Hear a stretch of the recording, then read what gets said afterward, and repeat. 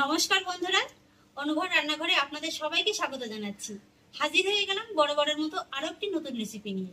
বন্ধুরা, আপনারা তো নানান রকম ভাবে পনিরের রেসিপি তৈরি করে খেয়েছেন, তবে আজকে আমি পনির আর বেসন দিয়ে একটি দারুণ মজাদার রেসিপি আপনাদের সঙ্গে শেয়ার করব, যেটা দেখে আশা করছি আপনাদের খুবই ভালো লাগে। আর এই রেসিপিটি কিন্তু আপনারা ডিনারে রুটির সঙ্গে অনায়াসে খেতে পারেন, খেতে দুর্দান্ত লাগে। আসুন তাহলে দেখে নিন বন্ধুরা আমার আজকের এই রেসিপিটি।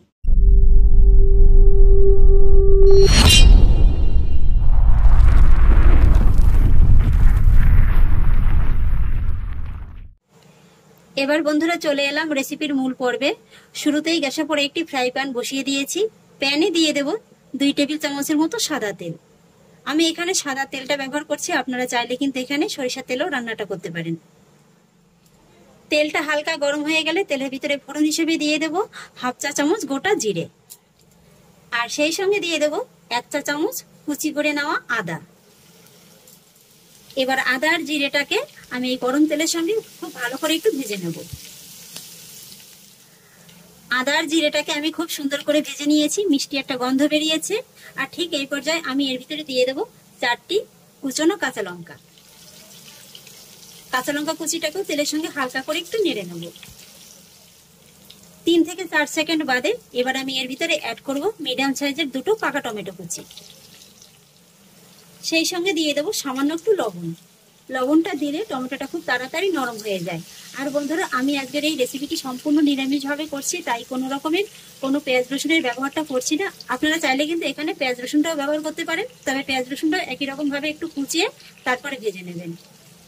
লবণটাও টমেটোটার সঙ্গে ভালো করে মিশিয়ে দিয়েছি। আর এবার আমি ঢাকা চাপা দিয়ে ততক্ষণই অপেক্ষা করব যতক্ষণে পর্যন্ত টমেটোটা খুব ভালোভাবে নরম হয়ে যাচ্ছে। ঢাকাটা তুলে নিচ্ছি। আশা করি নিশ্চয়ই দেখে বুঝতে পারছেন যে টমেটোটা কিন্তু খুব সুন্দরভাবে নরম হয়ে গেছে।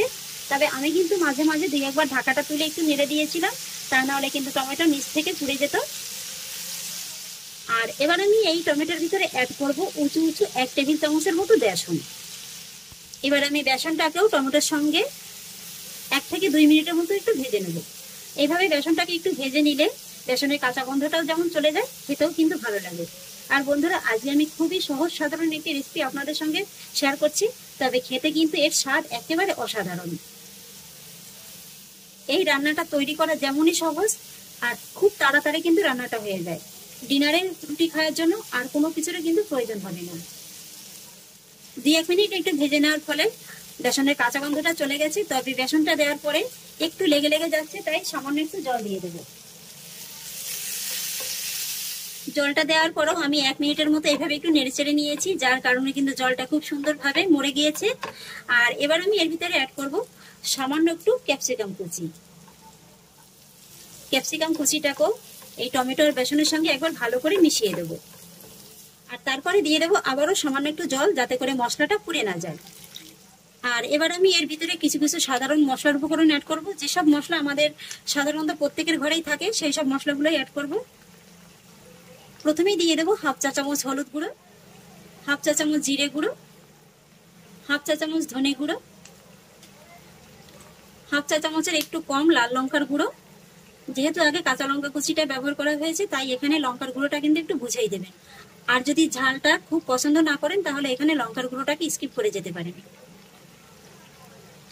আর সেই সঙ্গে দিয়ে দেবো 1/2 চা চামচের একটু বেশি কাশ্মীরি লঙ্কার গুঁড়ো। এতে কালারটা খুবই সুন্দর আসবে, কিন্তু ঝাল হবে না। এবার আমি এই মশলাগুলোকেও খুব ভালো করে কষিয়ে নেব। 1 মিনিটের মতো নেড়ে চেড়ে মশলাগুলোকে আমি ভালো করে কষিয়ে নিয়েছি, তবে আরেকটু ভালো করে কষিয়ে নিতে হবে। আর সেই জন্য এখানে দিতে হবে জল। জলটা দিলে আর পুড়ে যাওয়ার কোনো ভয় থাকবে না। এখানে কিন্তু আমি জলের পরিমাণটা একটু বেশি দিলাম। এইভাবে একটু জলটা বেশি দিয়ে সময় নিয়ে মশলাটা কষিয়ে নিলে রান্নাটা খেতেও যেমন ভালো লাগবে, কালারটাও কিন্তু খুবই সুন্দর আসবে। জলটা দিয়ে আমি খুব ভালো করে মিশিয়ে দিয়েছি। আর গ্যাসের ফ্লেমটা মিডিয়াম লোতে রেখে এইভাবে একটু নেড়ে চেড়ে মশলাটাকে আমি খুব ভালো করে কষিয়ে নেব। আর মশলাটা কষিয়ে নেওয়ার ফাঁকে আমি আপনাদের আজকে দেখিয়ে দিচ্ছি আজকের রেসিপিটির প্রধান উপকরণটা কি। এখানে দেখুন আমি নিয়েছি 200 গ্রাম পনির। আজকের রেসিপির প্রধান উপকরণ কিন্তু এই পনিরটাই। এবার আমি পনিরটাকে হাতের সাহায্যে এইভাবে একটু ম্যাশ করে নেব। খুব বেশি যে একেবারে মিহি করে ম্যাশ করে নিতে হবে তা কিন্তু নয়, এইভাবে একটু হাতের সাহায্যে ভেঙে ভেঙে দিলেই কিন্তু হয়ে যাবে।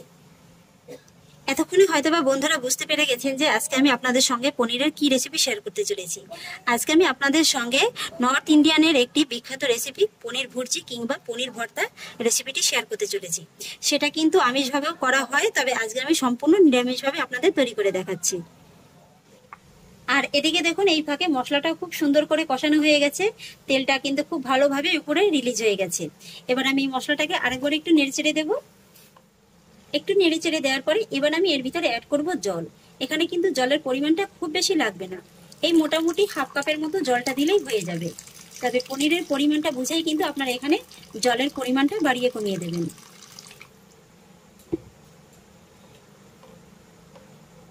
জলটা দিয়ে দেওয়ার পরে এবার আমি এর ভিতরে অ্যাড করব স্বাদ অনুযায়ী লবণ। লবণটা কিন্তু এখানে বুঝেই দেবেন, টমেটোটা কষিয়ে নেওয়ার সময় লবণটা ব্যবহার করা হয়েছিল, সেই আন্দাজেই এখানে লবণটা ব্যবহার করতে হবে। আর দিয়ে দেবো হাফ চা চামচ চিনি। এখানে কিন্তু বন্ধুরা এই রান্নাটায় চিনিটা অবশ্যই দেবেন, যেহেতু নিরামিষ রান্না, তারপরে আবার রুটি দিয়ে খাওয়া হবে, তাই চিনি দিয়ে রান্নাটা করলে কিন্তু খেতে খুবই ভালো লাগবে। তবে যদি অপছন্দ করেন স্কিপ করে যেতে পারেন। আর এবার আমি ঢাকা চাপা দিয়ে এই 1 মিনিটের মতো একটু রেখে দেবো, যাতে করে গ্রেভিটা খুব ভালোভাবে ফুটে ওঠে। ঢাকাটা তুলে নিচ্ছি। গ্রেভিটা কিন্তু খুব ভালোভাবেই ফুটে গেছে। আর একবার নেড়ে চেড়ে দেবো। আর তারপরে আমি এর ভিতরে অ্যাড করব পনিরটা। গ্রেভির সঙ্গে পনিরটাকে একবার ভালো করে মিশিয়ে দেব। পনিরটাকে গ্রেভির সঙ্গে খুব ভালো করে মিশিয়ে দিয়েছি। আর এবার আমি এর ভিতরে অ্যাড করব হাফ চা চামচের একটু কম গরম মশলা গুঁড়ো আর সামান্য একটু ধনেপাতা কুচি। এবার গরম মশলা গুঁড়ো আর ধনেপাতা কুচিটাও ভালো করে একবার মিশিয়ে দেব। গরম মশলা গুঁড়ো আর ধনেপাতা কুচিটাও ভালো করে মেশানো হয়ে গেছে। আর এবার মিডিয়াম হাই ফ্লেমে এইভাবে একটু মাঝে মাঝে নেড়ে চেড়ে আমি এই পনিরটাকে 3 থেকে 4 মিনিটের মতো রান্না করে নেব। ফিরে এলাম 3 থেকে 4 মিনিট বাদে। এই যে বন্ধুরা, আমার রান্নাটা কিন্তু প্রায় কমপ্লিট। একটু নেড়ে চেড়ে দেব। আর এবার আমি সবশেষে এর ভিতরে অ্যাড করব হাফ চা চামচের মতো বাটার। এই রান্নাটায় কিন্তু বাটারটা দেওয়ার অবশ্যই চেষ্টা করবেন। এই বাটারটা দেওয়ার কারণে কিন্তু রান্নার স্বাদটা বেড়ে দ্বিগুণ হয়ে যাবে।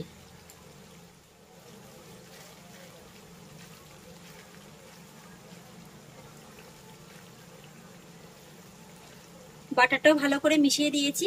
আর এবার গ্যাসের ফ্লেমটাকে একেবারে লোয়ে রেখে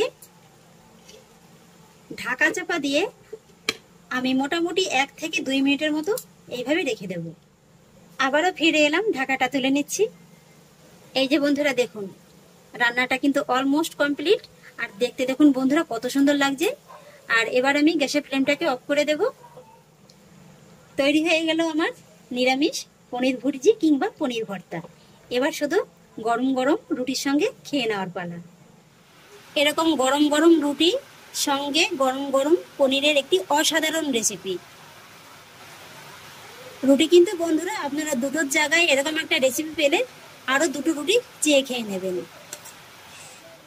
তাহলে আশা করছি বন্ধুরা, পনির দিয়ে এই সহজলভ্য রেসিপিটি আপনাদেরও খুব ভালো লেগেছে। যদি একটু হলেও ভালো লেগে থাকে তাহলে আমাকে অবশ্যই একটা লাইক এবং কমেন্ট করবেন, সেই সঙ্গে বন্ধুদের সঙ্গে শেয়ার করবেন।